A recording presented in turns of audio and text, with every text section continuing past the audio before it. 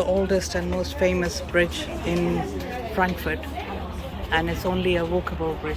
Cars don't go on it, but all these dates refer to the times that it was flooded, and the earliest was old and the highest was in 1342.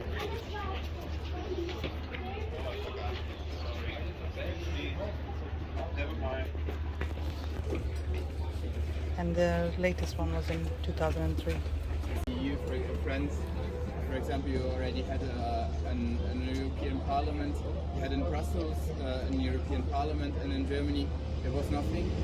And Germany being also one of the, together with France, two of the main members of the European Union, they kind of pushed for the European Central Bank to be here as well. So this is on the other side. There's a neighborhood called Sachsenhausen, which is the most probably the most traditional neighborhood in Frankfurt, because for a long time it was isolated from the rest of the city. All bricks, and they're older, and they're rusty, and they're kind of darker because they're dirty as well. And that's because the upper part survived the fire of the cathedral, and the lower part was burned down, and it had to be reconstructed.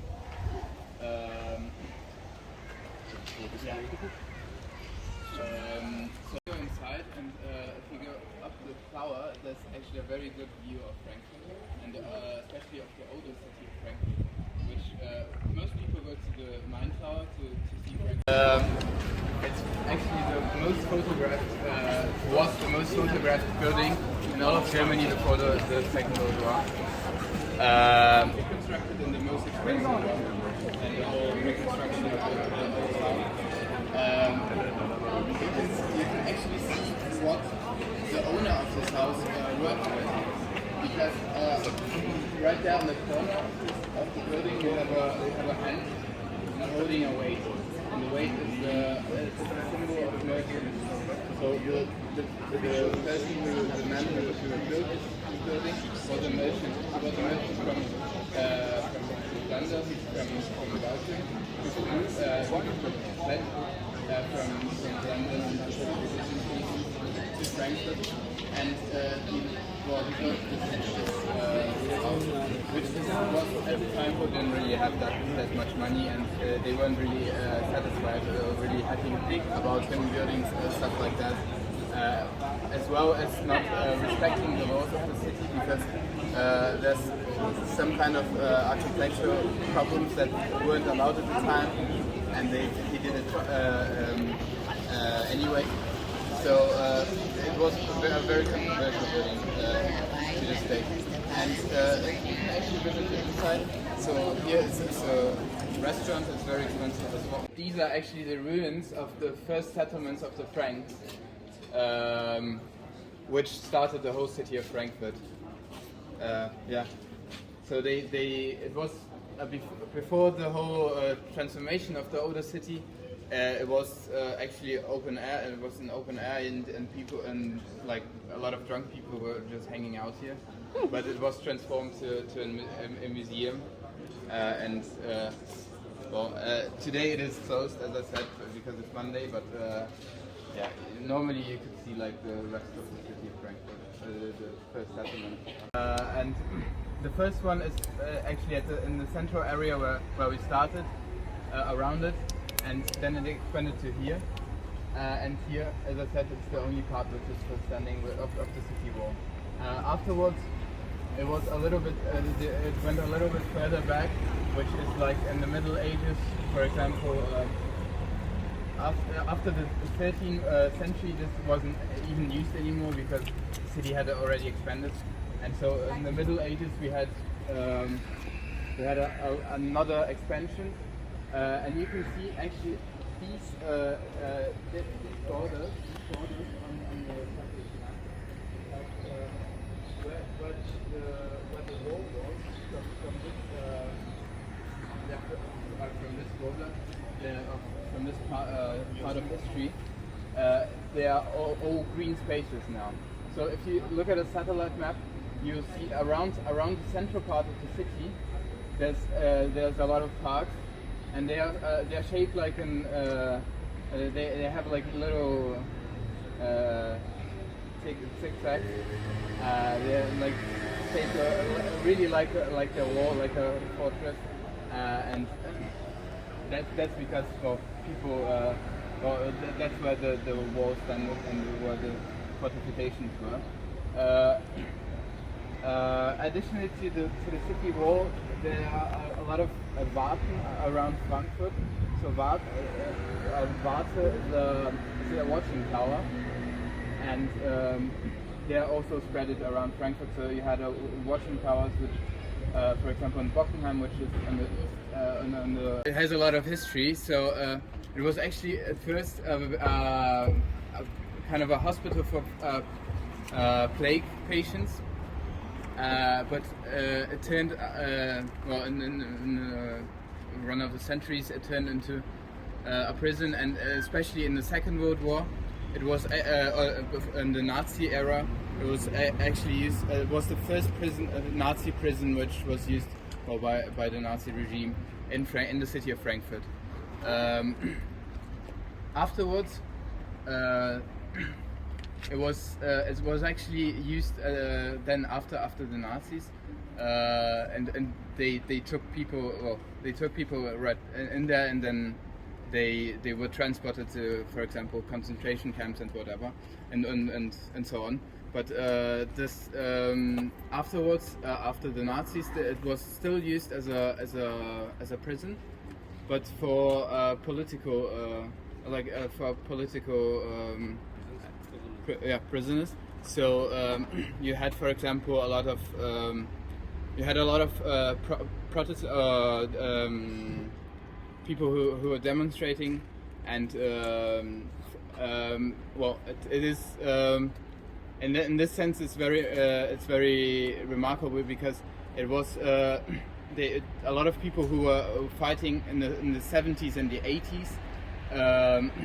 For about the housing issues, for example, which happened in Frankfurt, they were taken here, and this housing issue was actually one of the most one where the city of Frankfurt was one of the pioneers, and so after in the 70s and 80s with a new liberal politics, they tried to take a lot of mansions down, or a lot of houses down, which were kind of where people with lower incomes were living in, and a lot of students were living in, and these people, as the city tried to remove them and build like newer buildings, shinier buildings in the place of the other ones. They didn't move out. They squatted these buildings, and they would they had to be taken here. So, and but this movement was actually kind of successful. So these buildings, which they tried to save, they're all mostly standing right now. But the biggest reason why they protested was because they were trying to get out more money out of people, and that they achieved it. So today these buildings where they protested, they are the buildings in the richest part of the city, so the most the richest part of the city, where the rents are the highest.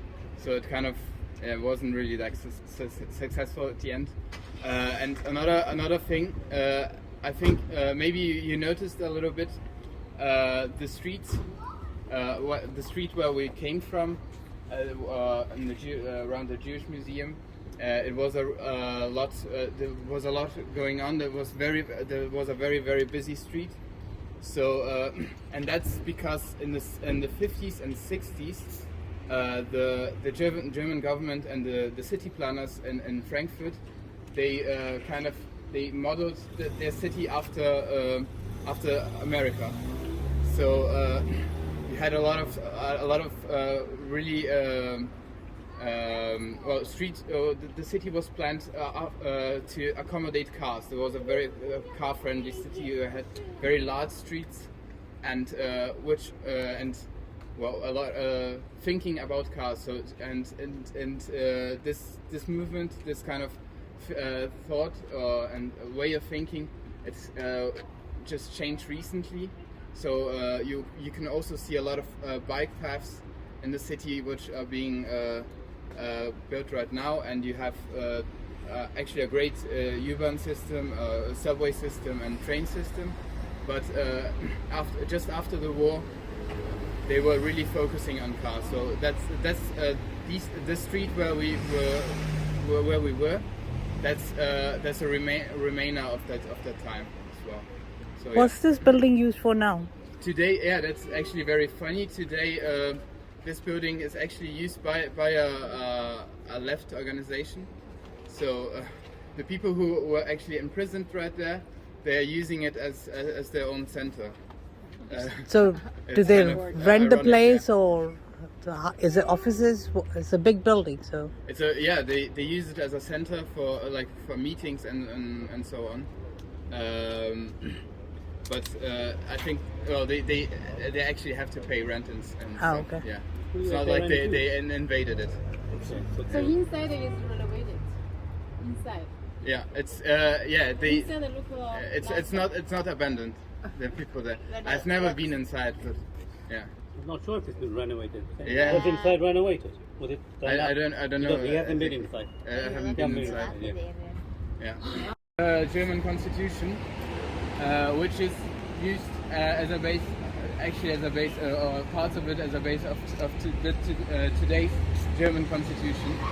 So, but this revolution, as it's called, the German Revolution, it didn't work out at the time, especially because the elites and the emperors they didn't want to give up their power to the people, and because there was they were very dispersed.